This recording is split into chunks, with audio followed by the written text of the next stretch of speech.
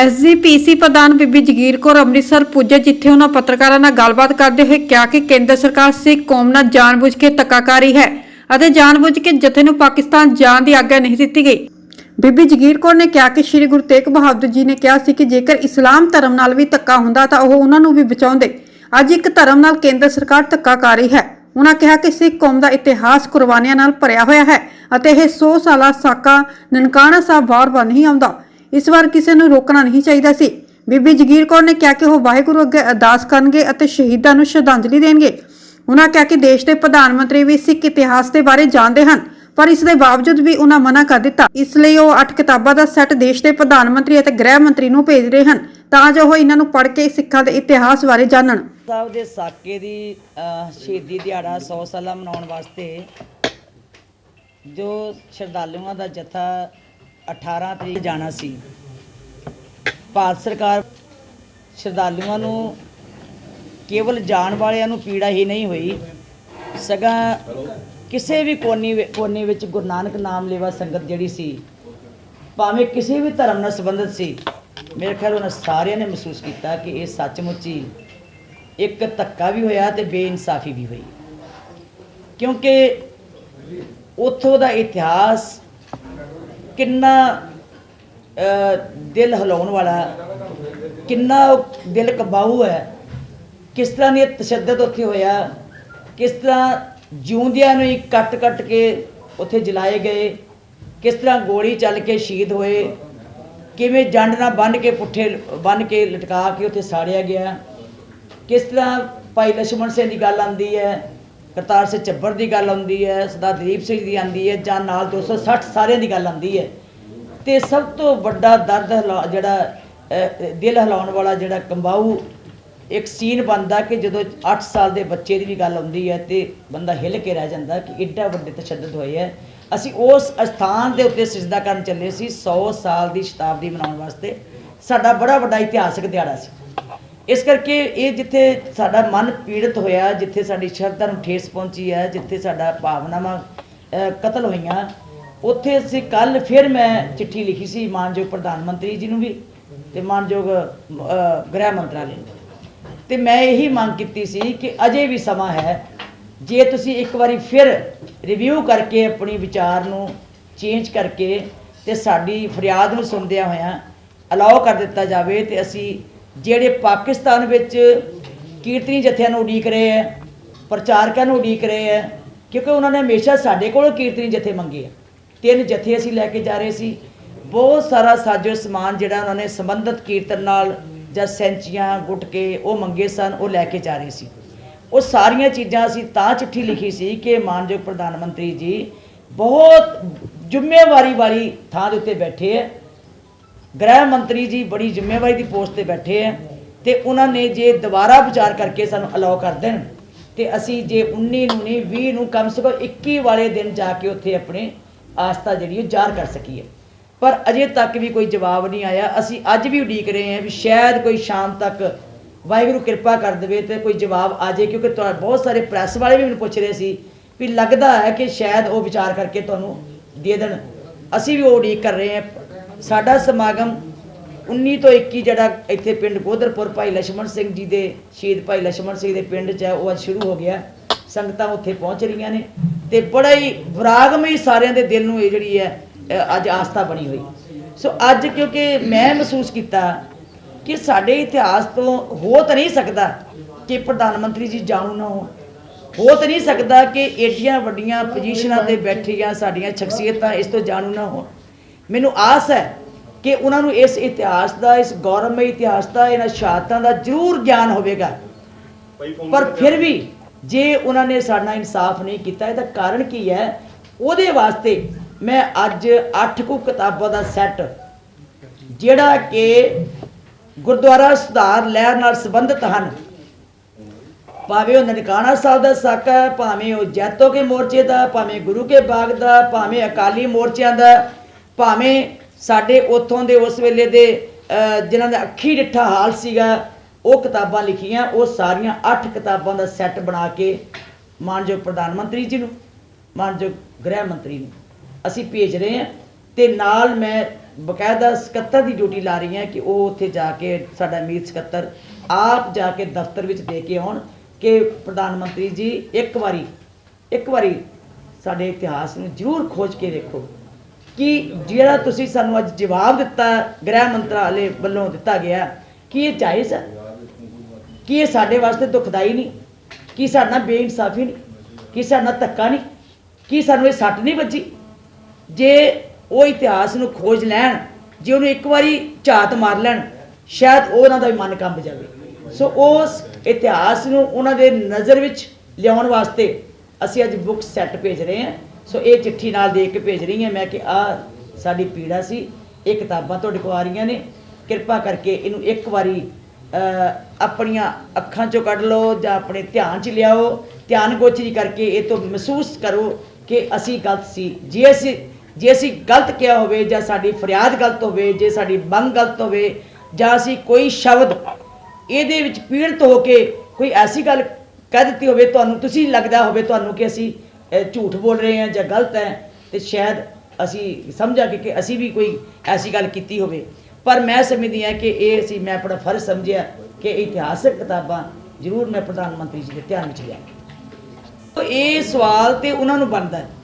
ਮੈਂ ਤੇ ਆਪਣੀ ਆਸਥਾ ਤੇ ਆਪਣੇ ਮਨ ਦੀ ਭਾਵਨਾ ਜ਼ਾਹਰ ਕਰ ਸਕਦੀ ਹਾਂ ਜਿਹੜੀ ਸਾਨੂੰ ਸੱਟ ਵੱਜੀ ਹੈ। ਔਰ ਸੱਚੀ ਜਾਣਿਓ ਸਾਡਾ ਅਜੇ ਤੱਕ ਮੂਡ ਹੀ ਜਿਹੜਾ ਮਨ ਹੀ ਨਹੀਂ ਖੁਸ਼ ਹੋ ਰਿਹਾ। ਮੈਂ ਇੱਕ ਸੀਨੀਅਰ ਪੱਤਰਕਾਰ ਸੀ, ਮੈਂ ਮੇਰੀ ਇੰਟਰਵਿਊ ਲੈ ਰਿਹਾ ਸੀ ਤੇ ਉਹ ਵੀ ਇਮੋਸ਼ਨਲ ਹੋ ਕੇ ਅੱਖਾਂ 'ਚ ਪਾਣੀ ਆ ਗਿਆ ਸੁਣ ਕੇ।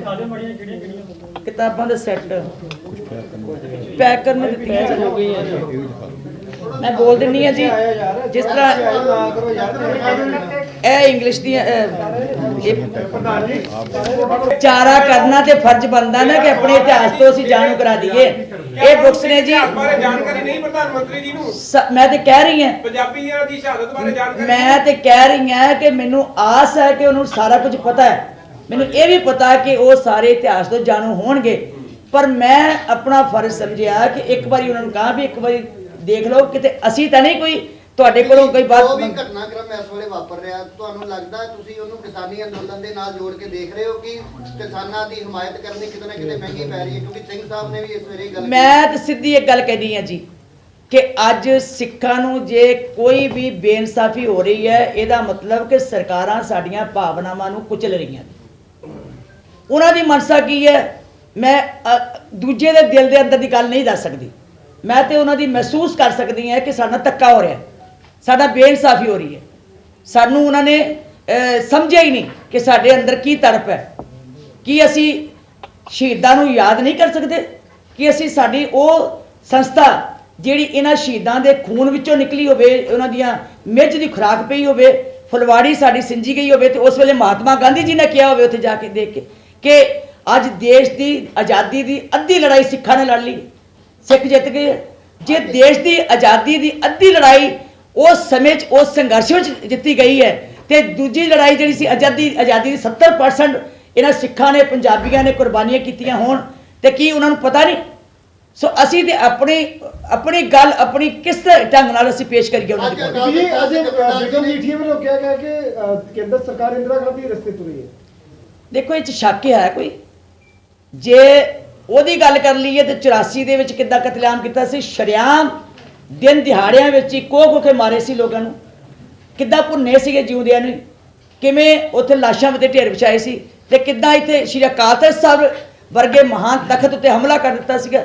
ਸਾਰਾ ਸਰੋਵਰ ਲਹੂ ਲੁਹਾਨ ਹੋ ਗਿਆ ਸੀਗਾ, ਕਿਵੇਂ ਲਾਸ਼ਾਂ ਦੇ ਢੇਰ ਲੱਗੇ। ਉਦੋਂ ਵੀ ਆਸਥਾ ਇਹ ਸੀ ਕਿ ਸ਼ਰਧਾ ਨਾਲ ਗੁਰੂ ਅਰਜਨ ਦੇਵ ਜੀ ਦਾ ਸ਼ਹੀਦੀ ਪੁਰਬ ਮਨਾਇਆ ਜਾ ਰਿਹਾ ਸੀ, ਤੇ ਅੱਜ ਇਹ ਜਿਹੜਾ ਕੀਤਾ ਜਾ ਰਿਹਾ ਹੈ, ਇਹ ਵੀ ਜਿਹੜਾ ਉਹੀ ਸਮਾਂ ਬਣ ਗਿਆ ਕਿ ਅੱਜ ਅਸੀਂ ਆਸਥਾ ਲੈ ਕੇ ਜਾ ਰਹੇ ਸੀ ਆਪਣੇ ਸ਼ਹੀਦਾਂ ਨੂੰ ਸਮਰਪਿਤ ਹੋ ਕੇ, ਉਹਨਾਂ ਦਾ ਇਤਿਹਾਸ ਕਾਇਮ ਕਰਨ ਵਾਸਤੇ, ਉਹਨਾਂ ਦਾ ਇਤਿਹਾਸ ਦੁਹਰਾਉਣ ਵਾਸਤੇ, ਉਹਨਾਂ ਕੋਲ ਸ਼ਕਤੀ ਲੈਣ ਵਾਸਤੇ, ਆਪਣੀ ਕੌਮ ਨੂੰ ਜਾਗਰੂਕ ਕਰਨ ਵਾਸਤੇ ਕਿ ਸਾਡੇ ਕੋਲ ਐਡਾ ਵੱਡਾ ਸਰਮਾਇਆ ਹੈ। ਸ਼ਹੀਦ ਕੇਵਲ ਉਹ ਇਕੱਲੇ ਸਿੱਖਾਂ ਲਈ ਨਹੀਂ ਸ਼ਹੀਦ ਹੋਏ ਸੀ, ਉਹ ਧਰਮ ਦੀ ਰਾਖੀ ਲਈ ਗੁਰਦੁਆਰਾ ਸੁਧਾਰ ਲਹਿਰ ਜਿਹੜੀ ਚੱਲੀ ਸੀ, ਸਾਰੇ ਧਰਮਾਂ ਦੀ ਰਾਖੀ ਹੁੰਦੀ ਹੈ ਸਮਝੀ।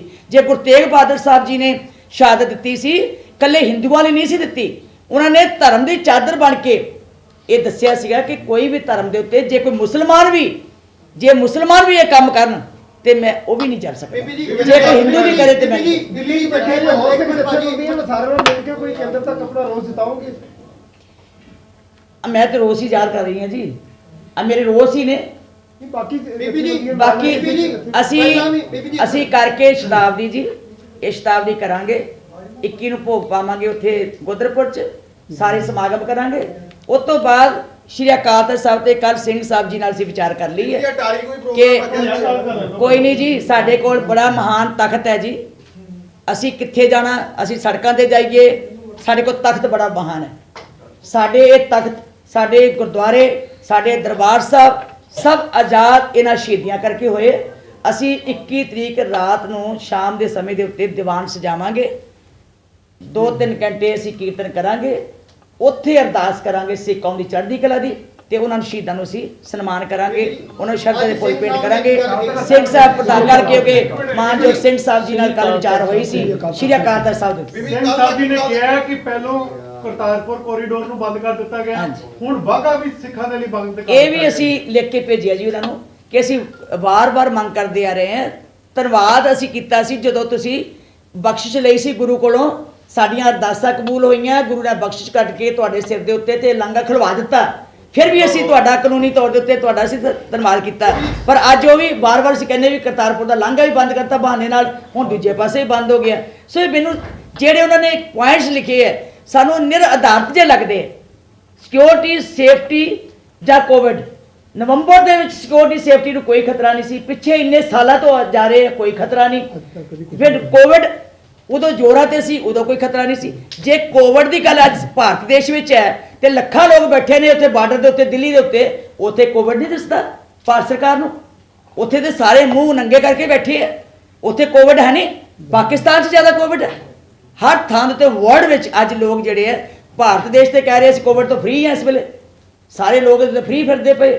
ਹੁਣ ਅਸੀਂ ਇੰਨੇ ਜਾਣੇ ਬੈਠੇ ਆ ਤੇ ਅਸੀਂ ਨਹੀਂ ਮਹਿਸੂਸ ਕਰਦੇ ਕਿ ਗੁਰਦੁਆਰਿਆਂ ਦੇ ਵਿੱਚ ਲੱਖਾਂ ਲੋਕ ਰੋਜ਼ ਮੱਥਾ ਟੇਕਣ ਆ ਰਹੇ ਆ, ਕੋਈ ਕੋਵਿਡ ਨੂੰ ਖਤਰਾ ਨਹੀਂ, ਕੋਈ ਕੋਵਿਡ ਨਾਲ ਖਤਰਾ ਨਹੀਂ ਕਿਸੇ ਨੂੰ ਪੈਦਾ ਹੋਇਆ। ਸੋ ਸਾਡੀ ਆਸਥਾ ਵਿਸ਼ਵਾਸ ਜਿਹੜਾ ਹੈ ਉਹ ਜੁੜਿਆ ਹੋਇਆ ਗੁਰੂ ਘਰ ਦੇ ਨਾਲ। ਜਿੰਨੀਆਂ ਵੀ ਪੂਰੇ ਦੇਸ਼ ਦੀਆਂ ਸਿਆਸੀ ਪਾਰਟੀਆਂ ਉਹਨਾਂ ਦੇ ਜਿਹੜੇ ਐਮਪੀ ਨੇ ਉਹ ਲੋਕ ਸਭਾ ਦੇ ਵਿੱਚ ਇਸ ਗੱਲ ਨੂੰ ਉਠਾਉਣ ਤਾਂ ਕਿ ਇਹ ਕਿਸੇ ਇੱਕ ਧਰਮ ਨਹੀਂ ਬਲਕਿ ਇੱਕ ਮਾਨਵਤਾ ਦਾ ਇੱਕ ਮੁੱਦਾ ਬਣਾ ਕੇ ਇਹਨੂੰ ਸਰਕਾਰ ਦੇ ਸਾਹਮਣੇ ਪੇਸ਼ ਕਰਨਾ ਚਾਹੀਦਾ। ਬਹੁਤ ਚੰਗਾ ਕਿਹਾ ਜੀ, ਕਿਉਂਕਿ ਜੇ ਗੁਰੂ ਤੇਗ ਬਹਾਦਰ ਸਾਹਿਬ ਜੀ ਉਹਨਾਂ ਨੂੰ ਜਦੋਂ ਸੀਸ ਦੇਣ ਲੱਗੇ, ਉਹਨਾਂ ਨੂੰ ਕਿਹਾ ਕਿ ਜੇ ਇਹ ਇਸਲਾਮ ਧਰਮ ਨਾਲ ਵੀ ਧੱਕਾ ਹੁੰਦਾ ਤੇ ਮੈਂ ਤਾਂ ਵੀ ਇਸ ਨੂੰ ਧੱਕੇ ਨੂੰ ਬਚਾਉਣਾ ਸੀ, ਮੈਂ ਉਸ ਧਰਮ ਵਾਸਤੇ ਵੀ ਕਰਨਾ ਸੀ। ਜੇ ਅੱਜ ਇੱਕ ਧਰਮ ਦੇ ਉੱਤੇ ਸੱਟ ਵੱਜ ਰਹੀ ਹੈ ਤੇ ਬਾਕੀ ਧਰਮਾਂ ਦਾ ਵੀ ਇਹੀ ਹਾਲ ਕਿਸੇ ਵੇਲੇ ਹੋ ਸਕਦਾ। ਸੋ ਇਹ ਸਾਰਿਆਂ ਨੂੰ ਸਾਂਝੀ ਗੱਲ ਕਰਨੀ ਚਾਹੀਦੀ ਹੈ, ਹਰ ਇੱਕ ਨੂੰ। ਧਾਰਮਿਕ ਮੁੱਦਾ ਦੇਖੋ, ਬੀਜੇਪੀ ਇਹ ਪਾਰਟੀ ਕਹਿੰਦੀ ਹੈ ਕਿ ਅਸੀਂ ਵੀ ਧਰਮ ਦੇ ਆਧਾਰ ਦੇ ਉੱਤੇ ਸਿਆਸਤ ਕਰਦੇ, ਰਾਜਨੀਤੀ ਕਰਦੇ, ਸਰਕਾਰ ਚਲਾਉਂਦੇ ਹਾਂ, ਭਾਵੇਂ ਉਹ ਧਰਮ ਕੋਈ ਹੋਵੇ ਉਹਨਾਂ ਦਾ।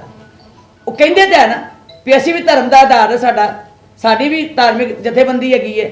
ਜੇ ਉਹ ਆਪਣੇ ਧਰਮ ਦੀ ਗੱਲ ਕਰਕੇ ਚੱਲ ਆਉਂਦੇ ਹੋਣ ਤੇ ਉਹਨਾਂ ਨੂੰ ਇਹ ਨਹੀਂ ਅਹਿਸਾਸ ਹੋਇਆ ਵੀ ਇਹ ਵੀ ਧਰਮ ਹੈ, ਇਸ ਧਰਮ ਦੀ ਵੀ ਕੋਈ ਪਰੰਪਰਾ, ਕੋਈ ਮਰਿਆਦਾ। ਸੋ ਇਸ ਕਰਕੇ ਮੈਂ ਸਮਝਦੀ ਹਾਂ ਅਸੀਂ ਤੇ ਉਹਨਾਂ ਨੂੰ ਸਿਰਫ ਇੱਕ ਨਜ਼ਰ ਚੋਂ ਕੱਢਣ ਵਾਸਤੇ ਯਾਦ ਕਰਾਇਆ ਕਿ ਸਾਡਾ ਇਤਿਹਾਸ ਬੜਾ ਇੱਕ ਲਾਸਾਨੀ ਸ਼ਹਾਦਤਾਂ ਸੀ, ਅਸੀਂ ਉਸ ਲਾਸਾਨੀ ਸ਼ਹਾਦਤਾਂ ਨੂੰ ਨਮਸਕਾਰ ਕਰਨ ਵਾਸਤੇ ਜਾਣਾ ਸੀ। ਇਹ ਸਾਡੇ ਵਾਸਤੇ ਬਹੁਤ ਹੀ ਬਾਕੀ ਜਿੱਥੇ ਅਸੀਂ ਜਾਂਦੇ ਹਾਂ, ਪਰ ਇਹ ਸਭ ਤੋਂ ਅਸੀਂ ਸਮਝਦੇ ਕਿ ਵੱਡਾ ਸਾਡੇ ਵਾਸਤੇ ਅੱਜ 100 ਸਾਲਾ ਵਾਰ-ਵਾਰ ਨਹੀਂ ਹੋਣਾ। ਜਥਾ ਵਿਸਾਖੀ ਤੇ ਨਾ ਜਾਵੇ, ਗੁਰਪੁਰਬ ਤੇ ਚੱਲ ਜੂ, ਗੁਰੂ ਅਰਜਨ ਦੇਵ ਜੀ ਦੀ ਸ਼ਹਾਦਤ ਤੇ ਨਾ ਜਾਵੇ, ਦੂਜੇ ਪੁਰਬ ਤੇ ਚੱਲ ਜੂ, ਪਰ ਜਿਹੜੀ 100 ਸਾਲਾ ਜਿਹੜਾ ਇਹ ਸ਼ਤਾਬਦੀ ਹੈ, ਇਹ ਮੁੜ ਕੇ ਸਾਡੀ ਜ਼ਿੰਦਗੀ 'ਚ 200 ਸਾਲਾਂ ਨਹੀਂ ਅਸੀਂ ਦੇਖਣਾ। ਬੀਬੀ ਜੀ, ਤੁਹਾਨੂੰ ਨਹੀਂ ਲੱਗਦਾ ਸ਼੍ਰੋਮਣੀ ਅਕਾਲੀ ਦਲ ਨੇ ਕਿਉਂਕਿ ਗਠਬੰਧਨ ਤੋਂ ਹੱਥ ਪਿੱਛੇ ਖਿੱਚ ਲਿਆ, ਕਿਸਾਨੀ ਅੰਦੋਲਨ ਨੂੰ ਸਮਰਪਣ ਦਿੱਤਾ? ਅੱਗੇ ਕੰਮ ਬੀਬੀ ਜੀ ਤੁਹਾਨੂੰ ਲੱਗਦਾ ਹੈ ਕਿ ਸ਼੍ਰੋਮਣੀ ਅਕਾਲੀ ਦਲ ਨਾਲ ਹੋ ਇਹ ਤਾਂ ਥੋੜਾ ਪਿੱਛੇ ਕੀਤਾ ਉਹੀ ਮੈਂ ਕਹੂੰਗਾ ਨਾ ਫਿਰ ਗਠਬੰਧਨ ਟੁੱਟਣ ਕਰਕੇ ਵੀ ਲੱਗਦਾ ਕਿ ਜਥਾ ਰੋਕਿਆ ਗਿਆ ਜੀ। ਪਹਿਲਾਂ ਜੋ ਮੈਂ ਕਿਹਾ ਉਹੀ ਲਾ ਲਓ। ਹਾਂ, ਕੱਲ ਕੋਈ ਪ੍ਰੋਗਰਾਮ ਹੁੰਦੇ ਆ, ਤਾਰੀਖ ਕੋਈ ਦੇਖੋ ਜੀ, ਪ੍ਰਦਰਸ਼ਨ ਤੇ ਸਾਰੀ ਕੌਮ ਨੇ ਜਦੋਂ ਇਹ ਅਰਦਾਸ ਹੀ ਤਖਤ ਤੇ ਕਰ ਦੇਣੀ ਹੈ, ਅਸੀਂ ਪ੍ਰਦਰਸ਼ਨ ਕਿਹਨੂੰ ਕਰਨਾ ਹੈ? ਅਸੀਂ ਤੇ ਗੁਰੂ ਅੱਗੇ ਅਰਦਾਸ ਕਰ ਸਕਦੇ ਹਾਂ ਚੜ੍ਹਦੀ ਕਲਾ ਦੀ।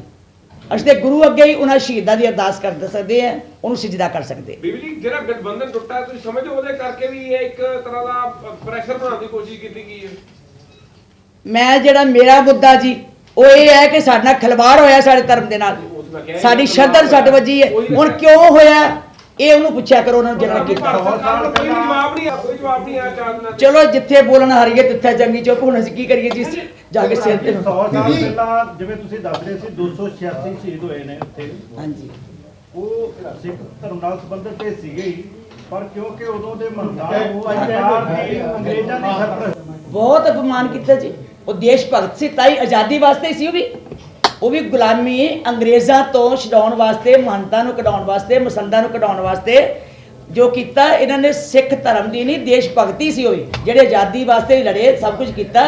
ਦੇਸ਼ ਭਗਤੀ ਵੀ ਸੀ ਤੇ ਧਰਮੀ ਵੀ ਸੀਗੇ। ਧਰਮੀ ਹੀ ਦੇਸ਼ ਭਗਤ ਹੋ ਸਕਦਾ ਹੈ, ਜਿਹਦੇ ਅੰਦਰ ਧਰਮ ਹੋਏਗਾ ਨਾ ਜੀ, ਦੇਸ਼ ਭਗਤ ਵੀ ਉਹੀ ਹੋ ਸਕਦਾ ਹੈ। ਬੀਬੀ ਜੀ ਸਿੱਖਾਂ ਦੀ ਸਰਮੌਰ ਸੰਸਥਾ ਹੈ ਐਸਜੀਪੀਸੀ, ਆਪਣਾ ਰੋਸ਼ ਕਿਸ ਤਰ੍ਹਾਂ ਜ਼ਾਹਰ ਕਰੇਗੀ ਸੈਂਟਰਲ ਗਵਰਨਮੈਂਟ ਨੂੰ, ਜਿਹੜਾ ਇਹਨਾਂ ਨੇ ਜਦ ਤੱਕ ਅੱਜ ਸਮੇਂ ਤੇ ਰੋਕ ਅਸੀਂ ਤੇ ਪਰਮੇਸ਼ਰ ਦੇ ਅੱਗੇ ਅਰਦਾਸ ਕਰਦੇ, ਸੱਚੇ ਪਾਤਸ਼ਾਹ ਤੂੰ ਹੀ ਇਨਸਾਫ ਕਰ ਸਕਦਾ ਬਸ। ਠੀਕ ਹੈ, ਥੈਂਕ ਯੂ ਜੀ।